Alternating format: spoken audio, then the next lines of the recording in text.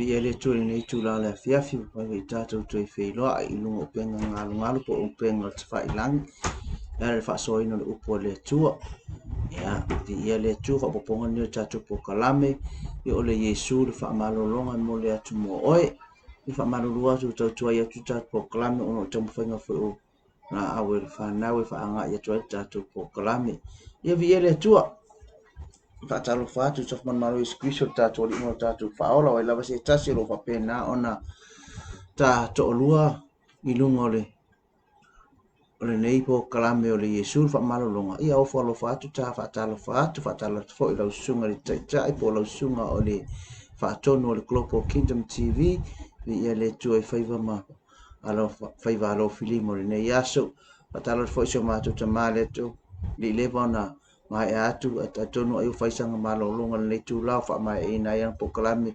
mata tu ia inungo penga te failangi ala le taulanga fiafi ia faftai mo le faso faftai foi mo le folo ia fanga na ina mafatu mawina mafatere ina le fa unga le tu inungo ia to eta ma ia ngata foi le tina ia man ainga le olo sion fatalo fatu ile mai presepa se pa ti peria se pa ia presepa ia ma societasi la volo fa pena ona mata mai i lunga upenga te whailangi la o ono ne tata mai ava po mai ava tata moni mo oiro po kalame le nei tūla ole Yesu le wha malolonga o nafi tata ro tato ye pe le chapter 9 pe o le mata upure e ivo le tusi le a Luka ia na tato ye ya nafi to i le matato fai uai le mta upule a mtato ye lima suma iva le ono sfuru fai upu an nafi i le whapena ona le mana onga tangata o le walawina Yesu o tangata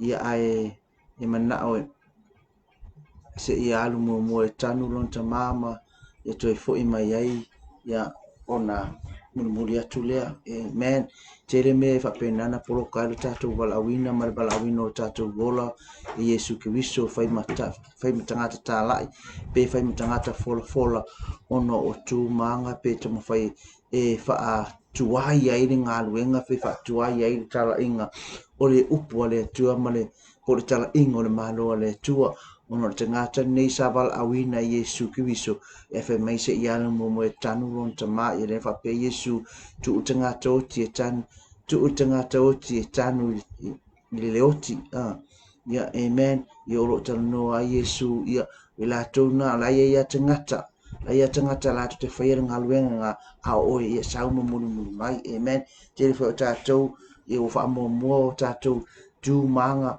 ia ma tatou to finga tono ainga tono nu ia ai ngalo ai fa mulu le wala awina i tatou pe ni vai tau yo te fo ina involve fa awi i tono nu fai ngā upu anu ia ere fa pe fai atu o te ngata malona mafau ia o tala tu spa ia ve mai ia fo wale suoto sina ia a te tepa tu e pe tala le tatu le fa umai le vai aso nei amen i le fa umai le yaso ole mata ole fai upu e ono sumatasi ono suma le lua lo tatu mata i le fiafine e fa umai le mata upu le ivo Luka e fa pe ona fai tawina amen.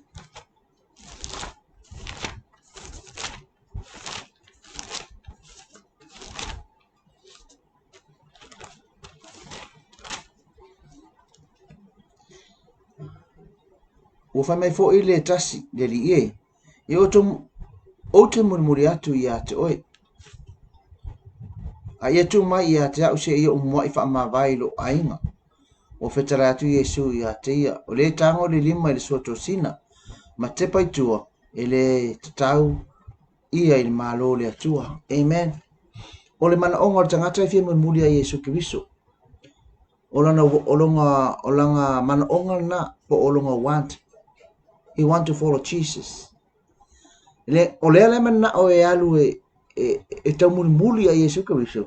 O lona le mana onga, ona o ia le whaia le mana onga. E fia muli a Yesu Kiriso. Te tusa lea tangata lea ma tangata le whaape ma Yesu o ki fia muli me o mai ke alu iai. O ke alu i fo. E me Yesu e whailu o alope whai ia.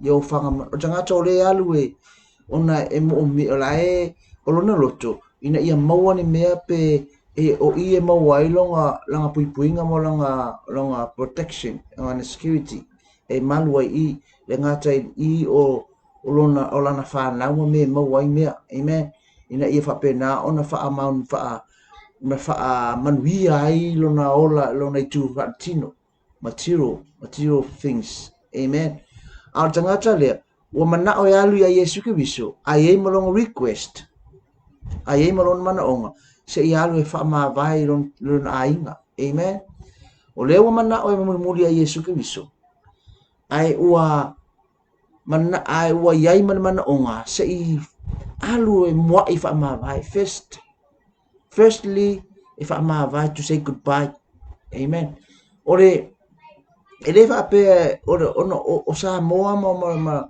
i Samoa ia ma tūmanga e a puti ainga amen ai pe le masani an tātou whaarongolongo ia i upu e masani on ave e tangata i le whaata waina o le mere le ainga e fa mai lele al to loa I'm out of vai po fe me ke aloi e ke koe fo i mai ai lo ainga o lo ainga e ke mapu ai amen e ngata ilea fa mai o te ngata malona fa sino manga e ai ya sus kangaka e ai alon ainga o la fo e fa sino manga la tala no i lo ainga tala no i o matua tala no i o uso tala no i o cousins kal ngo i o aunties mo uncles kangaka ia e fa pena na va vala lata mo oi a kupu fa afika uli fa mai le upo e masani ai amen o le woa mo aso uma ai uso mo aso vale o le taua nga o le mele le ainga amen e ai le fale telefoni la aso ke lopo o le kaua ke minge o le lato manu lau tipo le lato moto sa fa pena ona tau ave family first fa mo ainga o te le lopo o te tisao po lo ona o le te tau mafau le telecom ia maista e company telefoni ia ngai a o le taimi fo ina o ta foni ai ia pio o ngale na ama i no fa longo ai le moto le po le manu lau tile a le company o le fa mo ainga po le family first so stangata la o se stangata o lona le no ta inga o lon ainga e pele po fer me alu e le kamakiki ia sola a alu le atari i po la finya i Nusila e no fuai sa ili manuia fa mai o kala nga le avi aso ia lu alu sa kama sa ili se manuia a ili kamakiki le mativa ma le tango lima e alu le at fine le pele le loto tamama tina ai alu fo ila fine le o lona loto atoa o na matua ma no uso e pele ia te ia amen o le mafutanga na e ta umai i o se mafukanga e vavala lata le so otanga le relationship e makua i mafanga le loto tangata le loto o le afine i le atama o le tama i le afine o le tina i la natama o le uso i le uso le kofinge i le tuangane i le tuafine e iai le so otanga vavala lata amen le fa mai upo le atunu e sili e mamafa atu le koko nai lo le vai e mafia atu le koko ngai lo le vai amen le ane me le te mawhai tala o le tāua o le mole ainga o le tāua o le meka o le family ainga le fai mai le ai ona le tatou fe au le ka mole na fiafe nei o le ili mata o le fai upule ona suma le tasi ma le ona suma le lua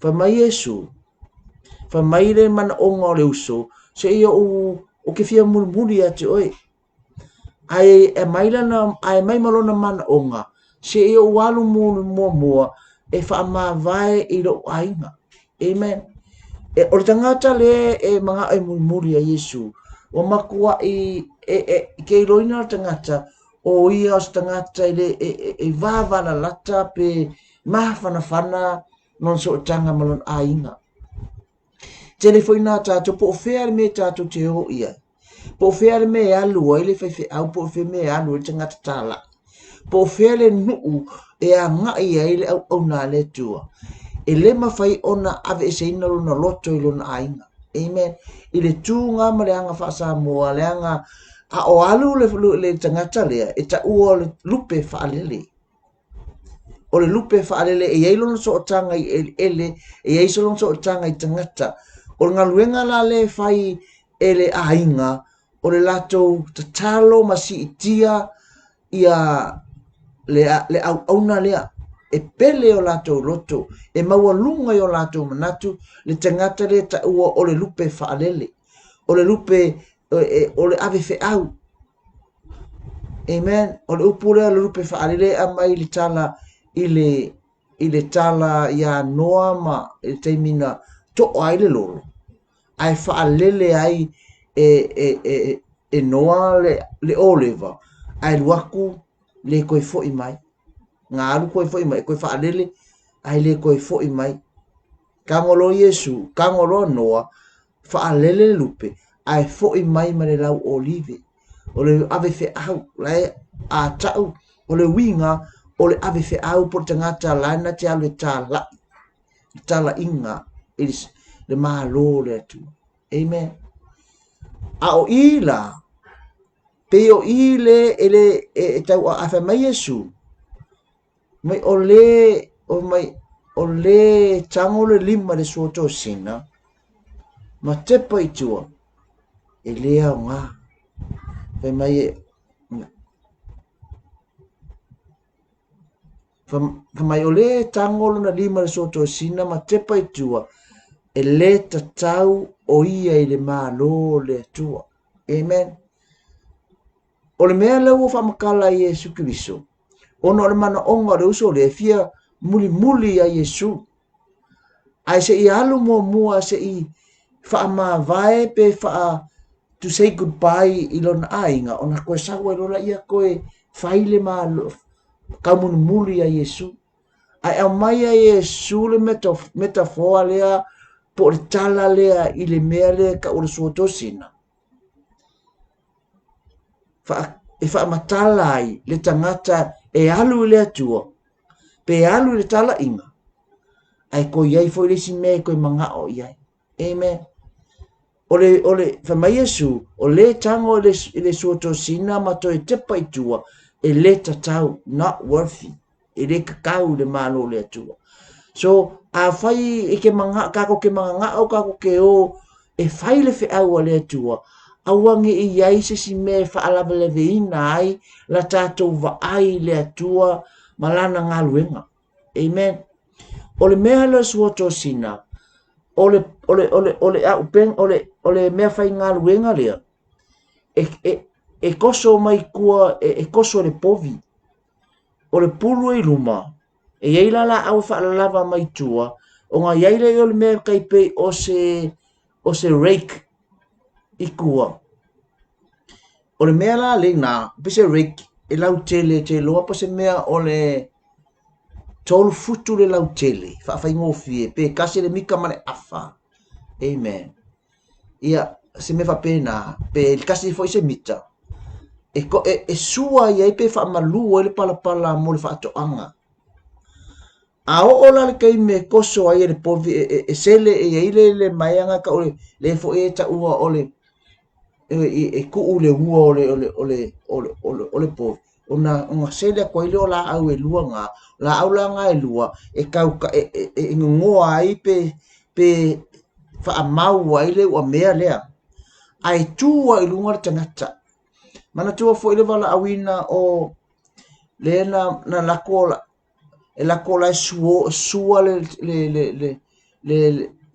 faatoanga amen e fa pena umala le e kua le lunga le ostau e kua i lunga le fai faatoanga ma mau le la aunga le o mea na o le o mea la na e o le fa moi e fa e koso ai e toso fa sa o ai le lenga e alu le povi o le la au lea po le suoto singreka o suoto sina e aua lava nei e control ai pese steering pese foi uli e fa sa o ai le kalu o le povi le kosonga o le lenga lea ina ia sa o lenga mo fatoanga a faila e ke ma eva ayanga iluma ma va ayanga iluma a waki ko ke pai o le taime ke pai kua e ke pe se ai ia ona pi o le lenga lea ia mata nga ai pe le ai.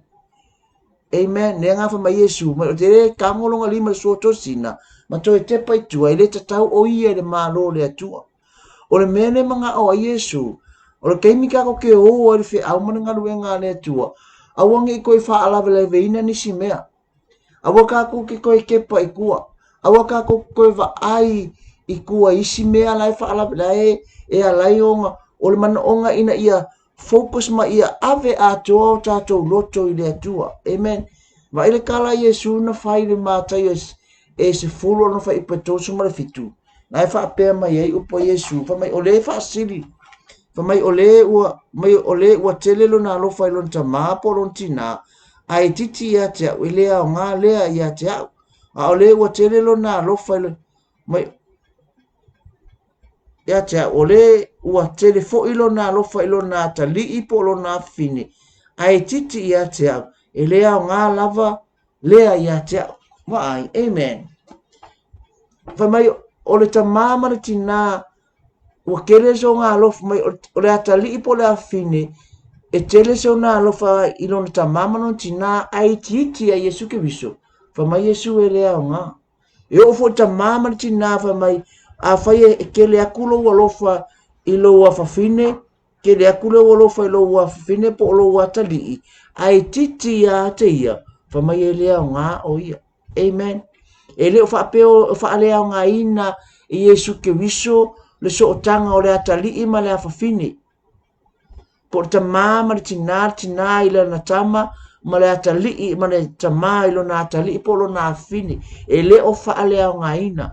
A le taimi o le vala awina ile atua ma lo na fina ngalo. Amen. Ia tatou fa amomua ina le atua. Put ia kako kuinga le akua ilunga. Ia kako fa amomo inga Yesu I mea uma o kako pokalame ma kako fofuanga. Amen. Ele te tau ona fa amomo inga ia mea fa ale ainga. A ia fa amomoa le tua mal pokalame. Amen. Ele ku ua kako mea tatou ainga. A ole vala awina ma le calling wa vala awina ai tatou. E te tau ona tatou fa amomo ina. Amen. Ma mea o se ki fa asiria. O ki whaasiri siri inga. Amen. E le pepelo a fionga le tua. E le o tane noa fionga le tua e whaale a ngā ina ai. Le tā ua o a inga ma le tā ua o so tanga o a inga le ta māma le atali I ta māma le a fine tina ma le ta mā o le whanau fo I o lato mātu. E le o whaale a ngā ina. Ai o lau so tanga po o lau po o louva la awina le lua mafutanga ma le atua ia e loa e te tau o na ia na e wha moina po te wha moina le atua na I mea ia. Wha mai e le te tau e le kakau pe a whai o oelea ke tātou te o e ai ka kuki koe kangor so tō sina. Ma koe ke pai kua wha mai e le te tau o ta oe mao I le malo le atua. Amen. E iei me whaalavala veina ai le tātou wala awina. Amen. E fwere keimi e whapena ona e fwere keimi e mawhai ei ona whaalavala veina e mātua le wala awina o le atali. E iei fwere keimi e whaalea o ngā ina ai e whanau le wala awina o mātua. Amen. E iei me tupu I whanau ono le leisu stai e tau rea ngā ina ai le ngā nue ngā le tua. Amen. A o ia mea, a whai o oe o le ta māma le tina o e matau le tua, ma wha mua le tua, e sau a le kua ngā ke pokala me ina mea uma. Amen. A wha me o le na te whaasirisirina, e whaasirisirina foi o ia. Amen. E ka ua I le tua lo kango put le ia tuu le tua I lunga. Tuu le tua ia na ia whapena ona whaamaua lunga ina le tua I lo manatu o mea uma ke mawhawhau ai o mea uma te langona ina ia eilo ina ia mua le tua I mea uma. Amen. Whaamua le tua yo wala uma. Whamai awang ni ole ele ofa lo tala noa mai la fiong pa ia le tua. Mataua o mai itato e la fiong pa ia le tua. Ona ye me e skeme ka ki pupu ai pe a vea tatu so tanga. Amen. Ma me po lokai nisi o teimi o tatu wala awina. Amen.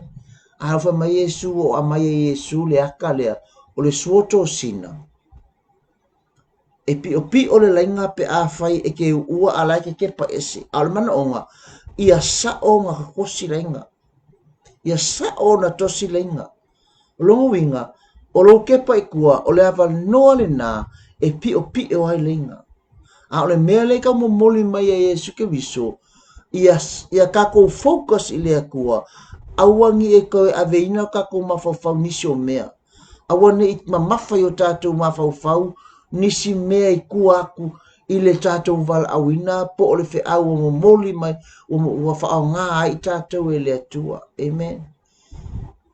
Ia le atua o longa ese ia tangata mo lātou vala awina ese foi ia whaatinonga o vala awina o tangata ia matiute o tangata te tono na ainga e no teimi wa ese foi pokalame o whapena na whapokalame ina ai e kalesia ia le ngata foi lea o nuu ia a o tanto nunga foi a ta o tonga wa fionga pa ia le tua pe ona va ai tua i le luka le lu suma le iwa e iwa lo fai upu e ongo suma kasi ongo suma le lua o lo focus a ko ma le tu a to lo ma fau ile vala awina wa vala awina o le mana onga le tau le ale fe muli a Yesu ai langa lai ai me ala fa la blave o lai fi alu e fa ma vai lo na ainga o le ka o ma fe mai se yo mua i alu se yo fa ma vai lo ainga e pele lo ainga e pele lo kama e pele lo tina e pele ia lo uso mo lo to fine e pele o cousins e pele ia o aunties mo uncles. Amen. O le ainga a fe mai Yesu a e ua le suato sina ma e koe kepa i kua e le tatau o e le malona tu. Amen. O le ale me o vala awina i tātou kako wha mua le atu. Wha asanga o kako maka i luma. Wha asanga e o tātou matai maunga o na o mai leo le tātou fisosoangi. O le tātou fisosoangi mai a Iova lea o le na whaia le langi manana. I e keimi kako ke vai ai. I e teimi tātou te wha noa ai. E teimi tātou te mafatia ai. Ono o tātou ainga, i leo tātou tamau, tātou tina, o uso mato whawhine, a o kako iai le ngalo. Amen. Ai whai mai. A e ku ua i lea kua mawhaasanga pēa o mata i lea tua. O ngai au mai e sosoangi e whapenana wha e wha. Sosoani mai e lea tu. Ia te oe maa. Ina ia whapena o nanga le leiro tātou i o tātou ainga. Ai le o whaapea, e le o whaalea o ngā ina, e le tātou ali o Yesu Keriso. Lo ta mama lo tina, lo uso ma lo toa whawhini, lo cousins ma lo uncle ma lo aunties. E le o whaalea o ngā ina. A o le mana onga o lo tātou atua, whaamua o ia, i o tātou wala uma, ma tātou pokalami, ma o tātou wala uma. Ia vi ele tūre ni afiafi. Tātou pokalame na ni afiafi o le Yesu wha malo mantua. Nga o Yesu wa. O a me te vai ai o a fo i me e wha penana tau lape ai lau filifilinga ono o lo wala awin. O Yesu wa alfe sosoan. Wha ma Yesu a wheki wha asili lau ta mama lau tina, wha asili lau whanau, hai titi a tea, me lea ngā oere i a tea. Mana ongo Yesu Keriso, wha mua o ia. Put him first. Whaamua Yesu Keriso. Ona eva aile i manuia. Onga eva aile le mata ngofi. Onga ta penga le atua o manuia mo o e malau whanau. Malou ainga. Amen. Ia vi ia le atua mo mori atu mo o e nea fiafi.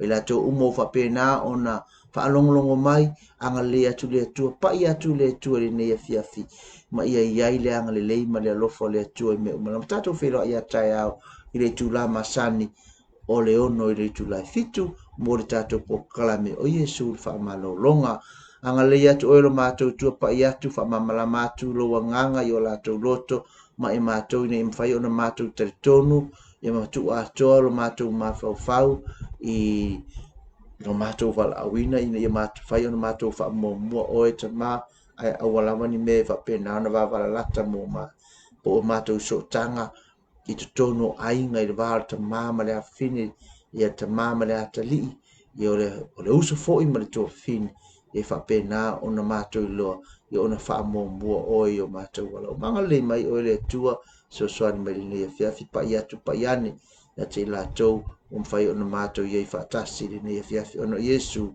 Amen. Amen. To God be the glory forever and ever. Amen.